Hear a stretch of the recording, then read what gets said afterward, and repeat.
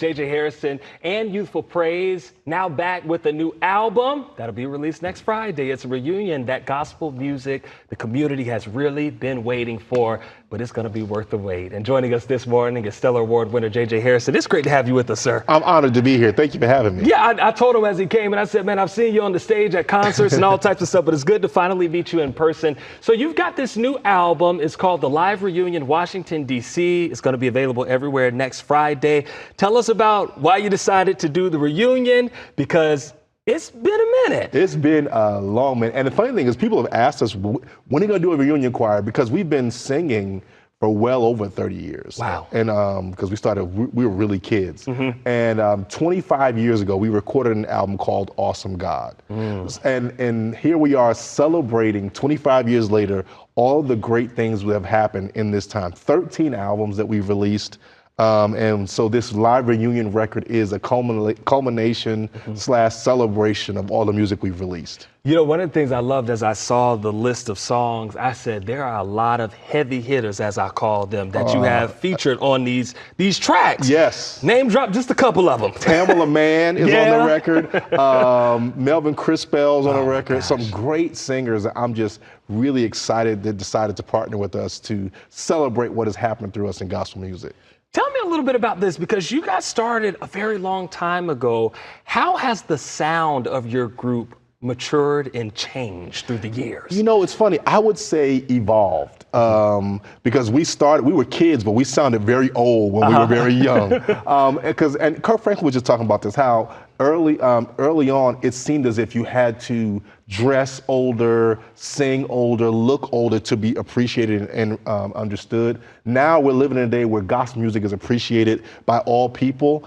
So we're now able to just evolve and be who we feel like we should be in this season. So it's a little bit more current, not really technical, but we sing songs that every church choir, every praise team can sing. And that's what we've done intentionally, made our songs reachable for everyone. And that is something that I think, you know, we're slowly but surely trying to get back to in gospel music. I feel like we might have strayed away from that a little bit, that gospel music just wasn't necessarily songs that you could hear Sunday morning in church. Yeah. But that was also when the choir started drifting away a little bit. Sure. It's time to get that back rolling, right? Absolutely. Because, you know, especially here in Atlanta, church choirs are still big. You can have a choir stand full of people.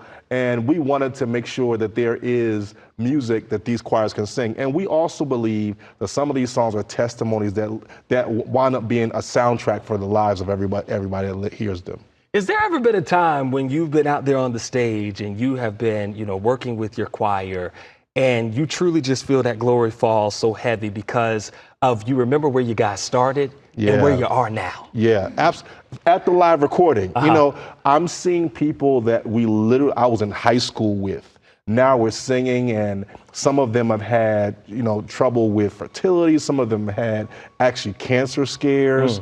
And here we are singing and giving God praise together. It's just something that I couldn't have expected in that moment, but I felt it so genuinely. And I'm so excited for everyone to hear this record, because I believe you'll feel what we felt on that stage. I love that. That's what you call a real live recording. When you can feel it through the listening of it, that's what it's all about. Real quick, I do want to talk about you and your wife, because you all released this relationship-themed book. It's called A Miracle Marriage.